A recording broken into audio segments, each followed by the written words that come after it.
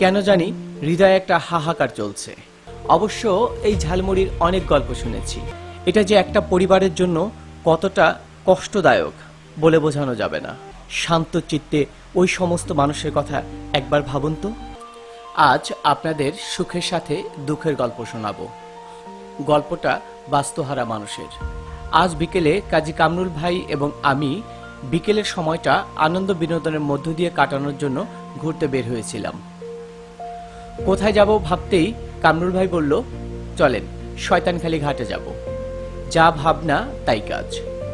এর আগের বার যখন শয়তানখালী গিয়েছিলাম তখন বেশ আনন্দ উপভোগ করেছিলাম, কিন্তু এবার কেন জানি মনটা ভারী হয়ে গেল। চারপাশে অনেক মানুষ, অথচ কেন জানি হৃদয়ে একটা হাহাকার চলছে। এই কয়েকদিন আগের কথা।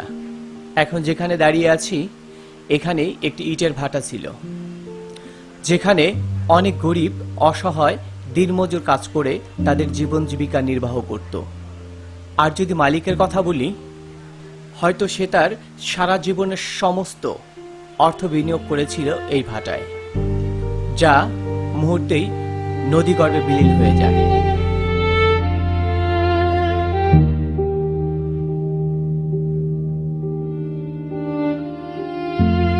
এরপর আমরা গেলাম মুরব্বী চাচার ঝালমুড়ি খেতে। অবশ্য এই ঝালমুড়ির অনেক গল্প শুনেছি। এই মুরব্বী ভাইরাল কন্টেন্ট ক্রিয়েটর, ফরিদপুর জেলার দুষ্টু মেয়ে ফেসবুক আইডি অ্যাডমিনের বাবা। আমার সাথেও তার দেখা হয়েছিল। আপা খুবই আন্তরিক এবং ভালো মনের মানুষ।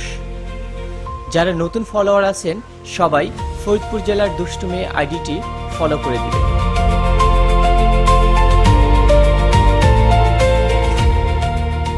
এখন যেখানে দাঁড়িয়ে আছি এইটা একটি পরিত্যক্ত ভিটা, অথচ কয়েকদিন আগেও যেখানে বসতি ছিল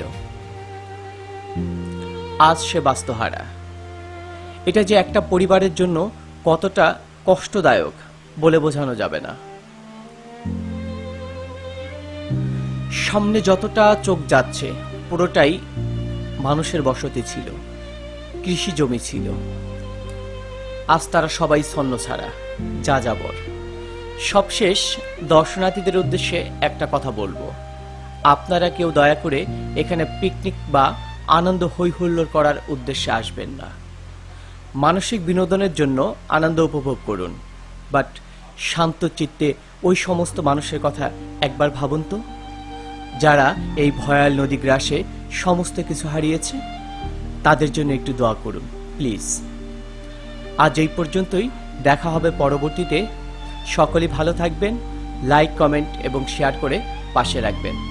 ধন্যবাদ সকলকে।